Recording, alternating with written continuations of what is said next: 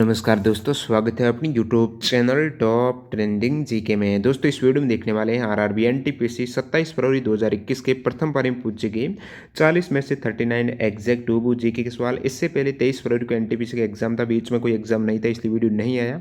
और इसके बाद अपन 27 फरवरी के सेकंड शिफ्ट के वीडियो भी देखने वाले हैं, तो चैनल को सब्सक्राइब करके बेल आइकन जरूर क्लिक कर देना, क्योंकि अभी अपन 1 मिलियन के काफ़ी करीब है, तो चैनल को सब्सक्राइब जरूर कर देना। इन सभी क्वेश्चन की पीडीएफ फाइल आपको एक साथ टेलीग्राम चैनल पर मिल जाती है, तो जिन भी कैंडिडेट ने टेलीग्राम चैनल ज्वाइन नहीं किया है, लिंक डिस्क्रिप्शन बॉक्स में है, क्लिक करके जरूर ज्वाइन कर लेना। इन सभी कैंडिडेट का बहुत बहुत धन्यवाद जिन्होंने रियल और ऑथेंटिक सवाल है वो टेलीग्राम पर सेंड किए हैं। आप एंड में, वीडियो के एंड में कमेंट करके बताना इन 39 जीके के सवाल में से आपके जीके के कितने सवाल करेक्ट हो सकते थे। सवाल कंटिन्यू करें उससे पहले मैं आपको बता दूं, जिन भी कैंडिडेट का भी एनटीपीसी का एग्जाम नहीं हुआ है या फिर अन्य किसी भी सेंट्रल गवर्नमेंट एग्जाम की तैयारी कर रहे हैं, तो डेली एक मॉक टेस्ट जरूर लगाइएगा, क्योंकि यहाँ से एक तो आपका कॉन्फिडेंस बढ़ेगा, क्योंकि तैयारी का परख टेस्ट हो जाएगा जहाँ से पता चल जाएगा कितने आपके सवाल करेक्ट हो सकते हैं।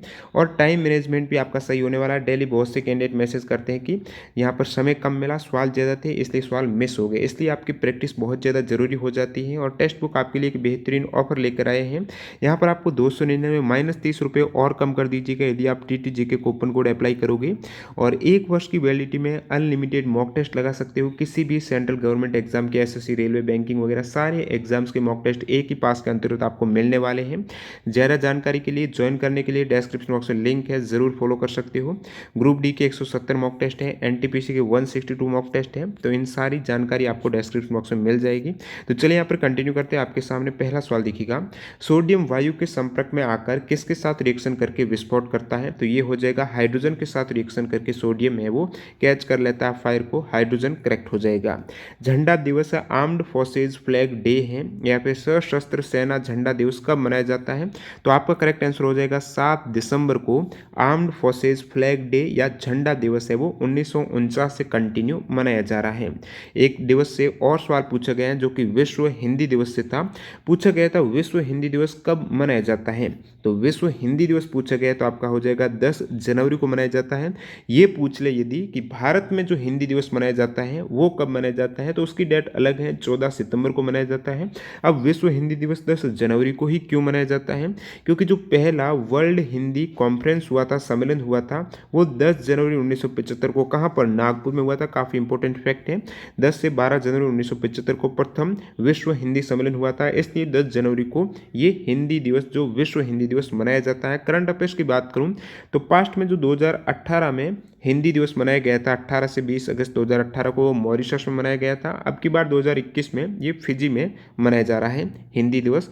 और बात करूं यहाँ पर आपकी हिंदी भारत में जो दिवस मनाया जाता है 14 सितंबर को, वो 14 तारीख को क्यों मनाया जाता है? क्योंकि 14 सितंबर 1949 को संविधान सभा ने हिंदी को राजभाषा का दर्जा दिया था। बढ़ते हैं अगले सवाल की ओर। क्रिस्टलिना जॉर्जिवा है, किससे संबंधित है? सभी को पता होगा, बहुत बार बता चुका हूँ, मैनेजिंग डायरेक्टर है ये IMF की, इंटरनेशनल मॉनेटरी फंड की मैनेजिंग डायरेक्टर हो जाएगी क्रिस्टलिना जॉर्जिवा। और देश की बात करें तो ये बुल्गारिया हो जाएगा। नाभिक के भौतिकी के जनक कौन है? यानी न्यूक्लियर फिजिक्स के आपको फाउंडर का पूछा है, जनक का पूछा है, तो अर्नेस्ट रदरफोर्ड हो जाएंगे न्यूक्लियर फिजिक्स के जनक, या फिर फादर, पिता हो जाएंगे अर्नेस्ट रदरफोर्ड। बात करूं यहाँ पर मैं फादर ऑफ मॉडर्न फिजिक्स की, ये तो न्यूक्लियर फिजिक्स के हैं, मॉडर्न फिजिक्स के या फिर फिजिक्स के आइंस्टीन हैं।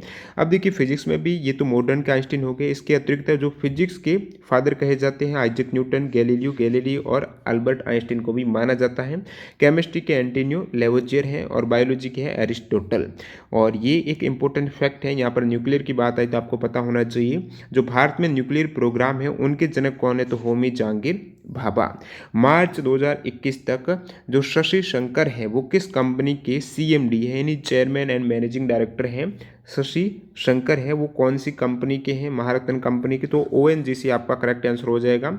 ये 1 अक्टूबर 2017 को नियुक्त हुए थे, मार्च 2021 तक हैं ONGC कंपनी के।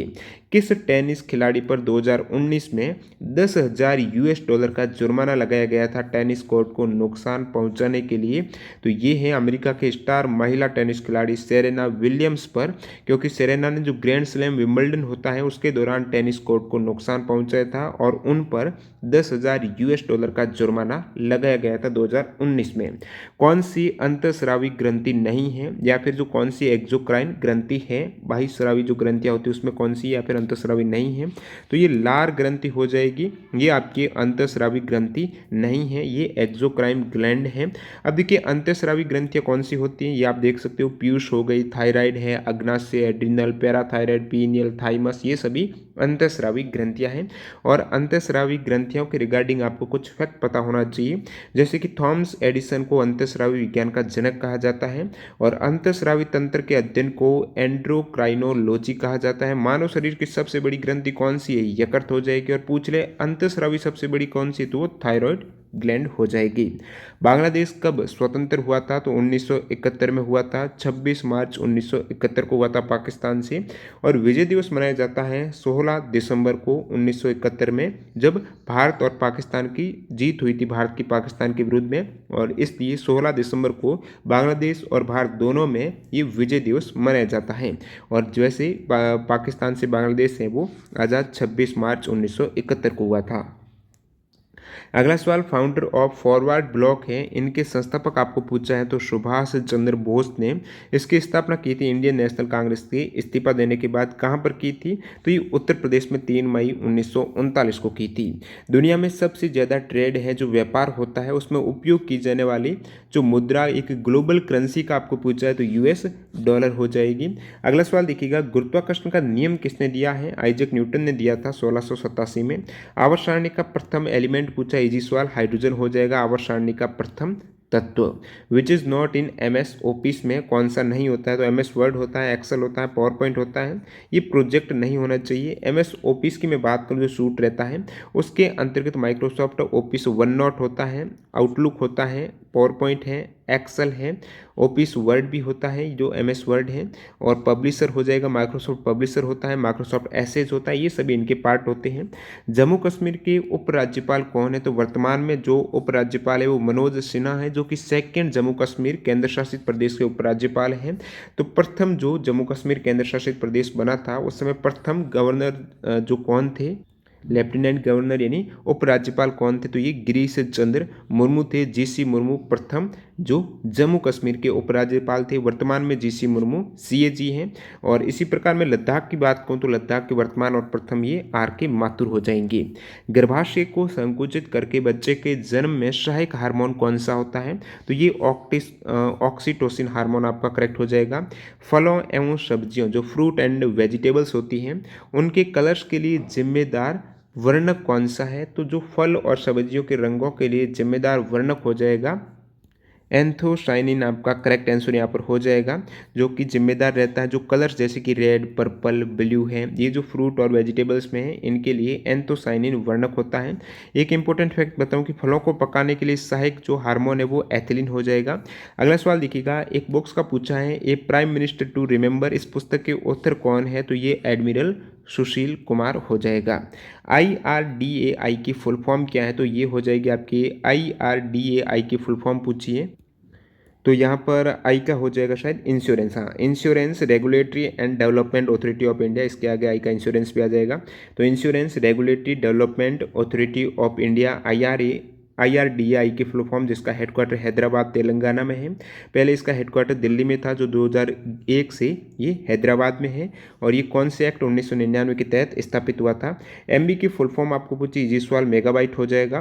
ब्रिटिश काल में स्वतंत्रता के लिए पहला आंदोलन कहाँ पर हुआ था, यानी ये बात हो रही है 1857 की क्रांति की। तो इसमें यूपी मेरठ वाला ऑप्शन नहीं था, तो बंगाल आपका करेक्ट हो जाना चाहिए, क्योंकि सबसे पहले जो तत्कालिक कांड रहा था उस समय तो कलकत्ता के पास बैरकपुर की जो सैनिक छावनी थी, तो यहाँ पर 34वीं बंगाल नेटिव इन्फेंट्री से मंगल पांडे के द्वारा सबसे पहले ये बगावत की गई थी 1857 की क्रांति बैरकपुर, जो कि ये बंगाल हो जाएगा आपकी कलकत्ता से हुई थी। और वैसे 1857 की क्रांति की ये वैसे इससे पहले 29 मार्च को हुई थी, और बाद में विधिवत जो 1857 क्रांति है वो शुरुआत 10 मई को मानी जाती है, और इसलिए 10 मई को ये क्रांति दिवस के रूप में मनाते हैं। और श्रेय जाता है धन सिंह गुर्जर को। अगला सवाल देखिएगा यहाँ पर, प्रसाद योजना किससे संबंधित है, तो ये तीर्थ यात्रा से संबंधित हो जाएगा। प्रसाद का मतलब क्या हो जाएगा, तीर्थ यात्रा, कायाकल्प और आध्यात्मिक संवर्धन ड्राइव, ये इसकी इंग्लिश में हो जाएगी प्रसाद की फुल फॉर्म। मंत्रालय की पूछ लें तो ये आपकी टूरिज्म मिनिस्ट्री के अंडर में क्रियान्वित किया जाता है, पर्यटन मंत्रालय हो जाएगा। और 2014-15 से इसकी शुरुआत की गई थी। और योजना का उद्देश्य क्या हो जाएगा, धार्मिक पर्यटन अनुभव को समृद्ध करने के लिए देश भर के जो भी तीर्थ स्थल हैं उनके विकास पर केंद्रित ये योजना है। भारत में राष्ट्रवाद की उत्पत्ति वकीलों और जमींदारों की देन है, ये कथन किसका है। तो जिन भी कैंडिडेट को इस सवाल का आंसर पता है या फिर सवाल में कुछ संशोधन था तो कमेंट करके बताना क्या एग्जैक्ट था। भारत में राष्ट्रवाद की उत्पत्ति वकीलों और जमींदारों की देन है, कुछ इस टाइप से 4 ऑप्शन दिए गए थे।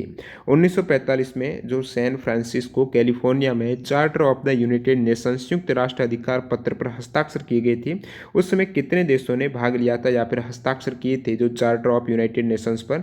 तो टोटल 50 देशों ने हस्ताक्षर किए थे। कब, 26 जून 1945 को। इससे पहले ये ड्राफ्ट किया गया वो 1941 को किया गया था, 14 अगस्त 1941 को। और हस्ताक्षर हुए थे 50 देशों ने किए थे 26 जून 1945 को। और एग्जाम में सवाल ये भी पूछा जाता है जो संयुक्त राष्ट्र में शुरुआत में कितने सदस्य देश थे, तो वो 51 करना होगा आपको, क्योंकि संयुक्त राष्ट्र की स्थापना 24 अक्टूबर 1945 को हुई थी। और जो हस्ताक्षर हुए थे चार्टर पर वो 50 देश के हुए थे। 51वां जो देश था पोलैंड है, ये 15 अक्टूबर 1945 को ये शामिल हुआ था। तो आप कह सकते हो संयुक्त राष्ट्र वास्तव में जो 24 अक्टूबर 1945 को स्थापित हुआ था उस समय टोटल 51 सदस्य देश थे। अगला सवाल देखिएगा, G20 समिट की मेजबानी भारत कब करेगा। तो G20 समिट की मेजबानी जो नेक्स्ट भारत करने वाला वो 2023 में जो 18वां समिट होगा स्टेट लीडर्स का G20 का, उसका जो मेजबानी है वो भारत में होने वाला है 2023। आपका करेक्ट आंसर हो जाएगा। G20 क्या है, तो 20 वित्त मंत्रियों और सेंट्रल बैंक के गवर्नर्स का एक समूह हो जाएगा। इसमें भी अलग अलग लेवल की समिट होती हैं, जैसे कि स्टेट लीडर्स की जो समिट है इसकी बात हो रही, जो 2023 में 18वां समिट है वो भारत में होने वाला है। करंट की बात करूँ तो जो 14 समिट हुआ था ये 2019 में जापान ओस्का में हुआ था, 15वां हुआ था सऊदी अरेबिया रियाद में हुआ था, 16वां रोम इटली में, 17वां होने वाला है इंडोनेशिया में, और उसके बाद 18वां होगा जो 2023 में होगा, ये भारत में आयोजित होने वाला है 18वां summit of state leader G20 का 2023 में। इससे पहले मैं भारत की बात करूं तो भारत मिनिस्ट्रियल लेवल मीटिंग की मेजबानी कर चुका है 2002 में। पौधों में प्रकाश संश्लेषण के लिए महत्वपूर्ण घटक कौन से हैं, तो फोटोसिंथेसिस के लिए जो महत्वपूर्ण घटक है पौधों में उसमें आपके वाटर हो जाएगा, कार्बन डाइऑक्साइड है, सनलाइट और क्लोरोफिल, ये 4 महत्वपूर्ण घटक हैं। जहाँ पर कार्बन डाइऑक्साइड, वाटर, ये क्लोरोफिल वगैरह सनलाइट से रिएक्शन होती हैं, और कार्बोहाइड्रेट, ऑक्सीजन ये प्रोडक्ट के रूप में बनते हैं। 2018 का ज्ञानपीठ पुरस्कार किसे दिया गया है, तो इंग्लिश में प्रथम जो पुरस्कार दिया गया था ज्ञानपीठ पुरस्कार वो 2018 में दिया गया था, अमिताभ घोष को दिया गया है। 2019 की बात करें तो अक्खीतम अच्युतम नंबूत्री को दिया गया जो मलयालम से। और व्यास सम्मान की बात करूँ 2018 में व्यास सम्मान लीलाधर जगुड़ी को दिया गया है, रचना थी जितने लोग उतने प्रेम। 2019 में व्यास सम्मान नसीरा शर्मा को दिया गया था कागज की नाव हेतु। कौन सा भाग आहार नाल से संबंधित नहीं है, तो इसमें एक शोषण नलिका ऑप्शन में करेक्ट हो जाएगा। मलाशय, ग्रासतनी, ग्रसनी ये आहार नाल के भाग हैं। मिड डे मील में बच्चों को कितने कैलोरी भोजन प्रतिदिन दिया जाना चाहिए। मिड डे मील की बात करूं तो जब शुरुआत में जो मिड डे मील की शुरुआत वैसे 1995 में हो गई थी, तो सबसे पहले जो 2001 से जून 2006 तक इस योजना के तहत न्यूनतम 300 कैलोरी भोजन दिया जाता था, लेकिन बाद में जुलाई 2006 से अब तक कंटिन्यू 450 कैलोरी न्यूनतम भोजन दिया जाता है। तो 450 कैलोरी ऑप्शन था, तो आपको करेक्ट करना था। जो भी प्राइमरी स्कूल है 1 से 5 तक स्कूल है कक्षा की, उन वाले स्टूडेंट के लिए जो भोजन न्यूनतम 450 कैलोरी हो जाएगा। और बात करूं यहाँ पर प्रोटीन की तो 12 ग्राम न्यूनतम प्रोटीन और कैलोरी 450 कैलोरी भोजन, ये तो प्राइमरी स्कूल्स का हो गया। और अपर प्राइमरी स्कूल्स के स्टूडेंट जो 5वीं से 8वीं तक हैं उनके लिए 700 कैलोरी और 20 ग्राम प्रोटीन है। तो ये प्राइमरी का आपको 450 करेक्ट करना था। अपर प्राइमरी पूछ लें तो 700 कैलोरी है, 200 दिन भोजन दिया जाना अनिवार्य है। योजना की शुरुआत मिनिस्ट्री ऑफ एजुकेशन 1995 में की गई थी। सबसे पहले जब 2001 से जून 2006 तक योजना के तहत 300 कैलोरी न्यूनतम भोजन दिया जाता था, 2006 से 450 कैलोरी कर दिया गया है। और प्राइस का आपको पूछ लें तो 1.80 रुपये पर चाइल्ड एक दिन में, ये नॉर्थ ईस्टर्न जो स्टेट हैं उनके लिए, स्टूडेंट के लिए, और बाकी जितने भी स्टेट हैं उनके लिए 1.50 रुपये है वो प्रत्येक चाइल्ड बच्चे के अकॉर्डिंग एक दिन में दिया जाता है इस योजना के अंतर्गत, मतलब भोजन में जो खर्च होता है। और बात करूं यहाँ पर 6ठी से 8वीं कक्षा तक जो अपर प्राइमरी लेवल के स्टूडेंट के लिए ये योजना कब शामिल किया गया। इससे पहले प्राइमरी स्कूल के जो स्टूडेंट थे, बच्चे थे, उनके लिए उनको लाभ मिलता था मिड डे मील का। 2007 से ये इस छठी से 8वीं अपर प्राइमरी क्लासेज वाले स्टूडेंट को भी शामिल किया गया है। नेशनल हाईवे से भारत का कितना प्रतिशत यातायात होता है? जितना भी यातायात होता है उसमें से पूछा है नेशनल हाईवे में कितना होता है, तो ये 40% हो जाना चाहिए इसका करेक्ट आंसर। बाकी जो भी भारत का सड़क रोड नेटवर्क है उसमें से जो नेशनल हाईवे वो 2.7% है, लेकिन सबसे ज़्यादा जो यातायात है वो यहीं से कह सकते हो 40% सड़क यातायात होता है। और 1,42,126 किलोमीटर अप्रैल 2019 के डाटा के अकॉर्डिंग नेशनल हाईवे की लेंथ हो जाएगी। अगला सवाल देखिएगा, किस मछली के हड्डी, गिल्स या कान नहीं होते हैं? तो ऑप्शन में जैसे स्टारफिश, जेलीफिश, ये मछलियाँ होती ही नहीं, वैसे स्टारफिश ये डायरेक्ट हो जाएगा, जेलीफिश है ये पार्ट नहीं है मछली की, रोहू फिश था, शार्क था। तो पूछा था किस मछली के हड्डी, गिल्स, कान नहीं होते हैं, या फिर इस टाइप से पूछा होगा कि हार्ट है, दिमाग है, गिल्स हैं, हड्डियां हैं। तो इसमें जेलीफिश करेक्ट हो जाना चाहिए। बाकी कमेंट करके बताना। आई थिंक इसका जेलीफिश करेक्ट है क्योंकि 95% पानी से बना हुआ, वैसे ये फिश है ही नहीं। और बहुत बार एग्जाम में ये सवाल एक इंपॉर्टेंट फैक्ट पूछा जाता है, ये पूछा जाता है कौन सी मछली है जो कशेरुक है और लेकिन उसमें हड्डियाँ नहीं होती, पूरा कंकाल उपास्थि से बना होता है, तो आपका शार्क हो जाएगा। इसमें पूछा गया था इसमें न तो हड्डी होती है न आपके यहाँ पर दिमाग होता है इसका, और शायद आँख का भी था कि आँख भी नहीं होती है, तो इस टाइप से यहाँ पर जेलीफिश करेक्ट होना चाहिए। भारत में कितनी प्रकार की नदी प्रणाली है? तो 4 प्रकार की नदी प्रणाली आपका करेक्ट हो जाएगा। हिमालय हो जाएगी, जो दक्षिण की डेक्कन नदियाँ हैं, तटवर्ती हैं, अंतर्देशीय हैं, ये 4 प्रकार हो जाएगा। 2019 में FIFA Women's World Cup champion आपको पूछा है, तो FIFA Women's World Cup champion 2019 में यूनाइटेड स्टेट हो जाएगा। रनर अप नीदरलैंड रहा है। कहाँ पर हुए थे? फ्रांस पर हुए थे। और ये तो हो गया आपकी फुटबॉल का। बात करूँ मैं 2018 में जो पास्ट में वुमेन्स हॉकी वर्ल्ड कप हुआ था उसका चैंपियन पूछ ले तो आप कहेंगे नीदरलैंड, और होस्ट हुआ था इंग्लैंड में। एक आपके यहाँ पर कमेटी के रिगार्डिंग करंट अफेयर्स का सवाल पूछा गया है। Empowered committee for administration of covid vaccine या फिर कोविड-19 वैक्सीन के प्रशासन के लिए गठित अधिकार प्राप्त समिति के प्रमुख किसे बनाया गया है? तो ट्राई के प्रमुख हैं, ये पहले थे ट्राई के प्रमुख, अभी ये बना दिए गए हैं RS शर्मा को, जो कोविड-19 वैक्सीन के रिगार्डिंग एक कमेटी थी, RS शर्मा को प्रमुख बनाया गया है। एक इंपॉर्टेंट फैक्ट ये भी बता दूं, आप बताना कमेंट करके दोनों में से कौन सी कमेटी का पूछा गया था। एक ये भी कमेटी है national expert group on vaccine administration वाली कमेटी है, जो कोरोना वायरस जो वैक्सीन के डिस्ट्रीब्यूशन के लिए जिम्मेदार कमेटी है, NEGVAC। इनके प्रमुख है VK पॉल। कमेंट करके बताना इनमें से कौन सी कमेटी पूछी गई थी। दोनों में से एक 100% पूछी गई है। भारत में राष्ट्रीय राजमार्ग का विकास, रख रखाव और प्रबंधन किस उपक्रम के द्वारा किया जाता है?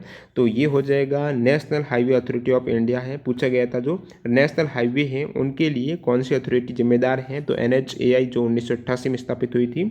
2019 में वर्ल्ड यूनिवर्सिटी गेम में गोल्ड मेडल जीतने वाले प्रथम भारतीय, तो विश्व यूनिवर्सिटी जो गेम हुए थे उसमें गोल्ड मेडल जीतने वाली प्रथम भारतीय हो जाएगी द्युति चंद हैं। इन्होंने 100 मीटर की दौड़ में गोल्ड मेडल जीता था। वायु में ध्वनि की स्पीड आपको पूछा है, तो speed of sound in air हो जाएगी 343 मीटर पर सेकेंड, ये 20 डिग्री सेंटीग्रेड तापमान पर। अर्थव्यवस्था से संबंधित पूछा था कौन सा संगठन नहीं है? G8, G20, G7, L9 इसमें आई थिंक करेक्ट हो जाना चाहिए, क्योंकि वैसे अभी G8 वर्तमान में नहीं है, G7 है, इसी का नाम है G8 पहले था, 2014 से वापस G7 हो गया। तो G7 क्या है? ये ग्रुप ऑफ 7 कह सकते हो, जिसमें 7 IMF दुनिया की उन्नत अर्थव्यवस्थाएं शामिल है। कौन सी? Canada, France, Germany, Italy, Japan, United Kingdom और संयुक्त राज्य अमेरिका में। जब शुरुआत हुई थी जी की तो ये सबसे पहले G6 था 1975 में, और 1976 में इसमें कनाडा शामिल हो गया और G7 हो गया। फिर 1997 में इसमें रशिया भी शामिल हो गया और G8 हो गया, लेकिन 2014 में रूस निलंबित हो गया, फिर G7 हो गया 2014 में। ये सभी फैक्ट आपको याद रखना बहुत ज़्यादा इंपॉर्टेंट है। G7 समिट में जो 45वीं समिट हुई है 2019 में, ये फ्रांस में हुई है। अगला सवाल देखिएगा, यहाँ पर आप कमेंट करके बताना JNB कैंडिडेट का एग्जाम था। एक अमरजीत सेन से एग्जैक्ट क्या सवाल पूछा गया था, काफ़ी टफ लैंग्वेज थी उसमें। स्टूडेंट बता रहे हैं कि स्टूडेंट ऐसा भी बताया कि अमरजीत सेन ने आजीविका चलाने के लिए 2019 में कौन सी पहल की थी, या फिर अमरजीत सेन ने ऐसे बताया स्टूडेंट ने, एक और ने, कि समाज कल्याण के लिए किस वर्ड का यूज किया था, या अमरजीत सेन ने किस नए शब्द को जोड़ा है इकोनॉमिक में। इस प्रकार से एक सवाल पूछा गया है। कमेंट करके बताना एग्जैक्ट JNB स्टूडेंट को याद है। ये कुछ आपकी पूछे गए रीजनिंग में। राजकोट, अहमदाबाद, गुजरात अलग हो जाएगा, अपने आप एक राज्य है। न्यायपालिका, विधायिका, कार्यपालिका, सेना, इसमें सेना अलग हो जाएगा। तो ये सवाल पूछे गए आपके जीके में, 40 में से 39 बता दिए। एक सवाल मिस है, वो भी आप कमेंट करके बता सकते हो जिन भी कैंडिडेट को याद हो रहा है। चैनल को सब्सक्राइब करके बेल आइकन जरूर क्लिक कर देना। मिलते हैं सेकंड सेट की वीडियो के साथ। वंदे मातरम। जय हिंद दोस्तों।